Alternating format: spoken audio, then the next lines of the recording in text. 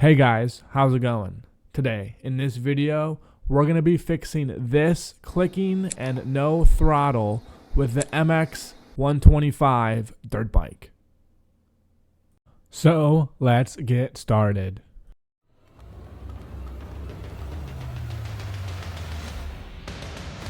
Before we get started, guys, if this video ends up helping you, please consider like, commenting, and subscribing to my channel because it really does help out smaller channels like mine. So now, let's get started with this video. Alright, before we get started, I'm going to show you the exact controller I used right here from Amazon. It is currently unavailable, but I got it for $25, 24 bucks, around there. But if this is not the right one for you, this is an MX125.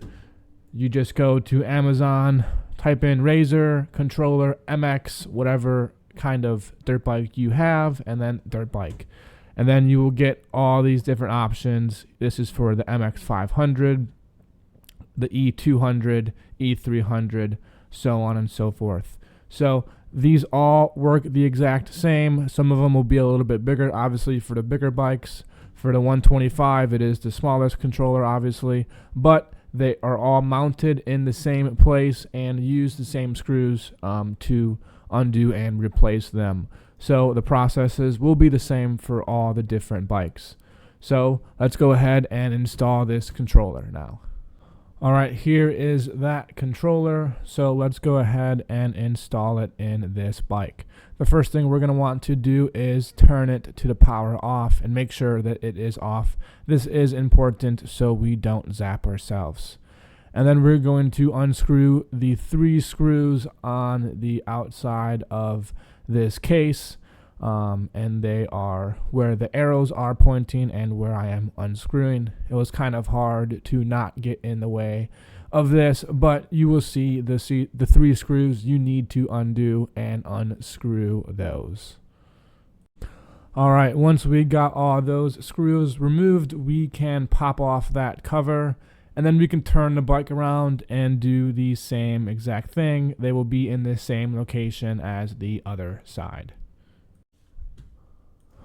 Alright, now we need to set that last cover aside, and then we can go ahead and remove the battery. So we need to remove this battery in order to get to the controller and remove it. Because you will notice if you try to remove the controller without removing the battery, you will not have enough clearance to get a screwdriver in there. So first we need to get a hex wrench and remove the battery. And then, of course, we need to turn it around and do the same exact thing on the other side and remove that screw holding in that battery. Alright, once we get that last screw removed, you will see a bracket holding that battery on, and you can wiggle that bracket on out of there, unplug the one plug plugging into the dirt bike from the battery, and then remove the battery itself.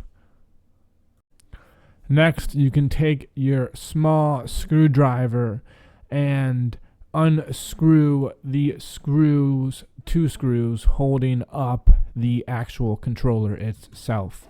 So the screws will be right here, and you just get a small screwdriver that you can fit into that narrow space and get those screws unscrewed so you can completely remove the controller. So once you get one screw removed, like before, you can switch the bike around and then remove the screw on the other side. It's going to be in the same location as the opposite side. So we can just get in our little screwdriver and remove that annoying little fidgety screw. Once we get that screw removed, our controller will be loose, and this means that we can get ready to install the new controller. So how we can install the new controller by making sure everything is plugged in to the right outlet is first, all of the outlets are different, so you can't really mess it up. But what I like to do is unplug one and plug in the other. So I'll unplug this one and plug in the same looking cable, and then do the same for all the other cables. Alright, once you get all the cables but these last two blue and red ones plugged in, what you're going to want to do is lift back the front of this dirt bike, this plastic piece right here, and you're going to have to put your fingers on up there and unplug those red and blue wires. So we're going to remove those last two wires, and then our old controller will be free and we can remove it completely. Once we got that controller removed, we can go ahead and plug in our blue and red wires to the spots they were plugged in before, and we can note the orientation. It is blue on the right, red on the left, blue next to black, which you should have left plugged in.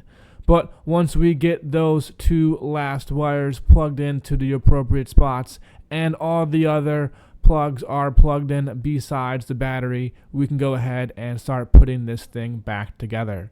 So we can go ahead and plug the battery in so everything is nice and working, and we can give it a quick test, and we can see, boom, it jumps forward and the bike is indeed working.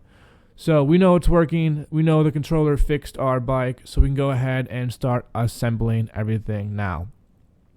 Go ahead and grab our screwdriver, and we are going to want to do everything in the opposite of when we took it apart. So that means putting the controller on first and then the battery. So we can go ahead and grab our small screwdrivers, screw it back on that controller, and then we can bolt in our battery with our hex screwdriver and make sure everything is snug.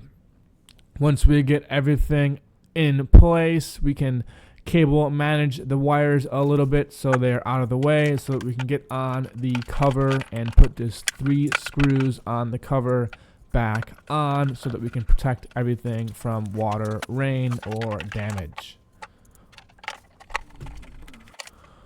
And once you have this cover on, that is basically it. You have a fixed Razor dirt bike.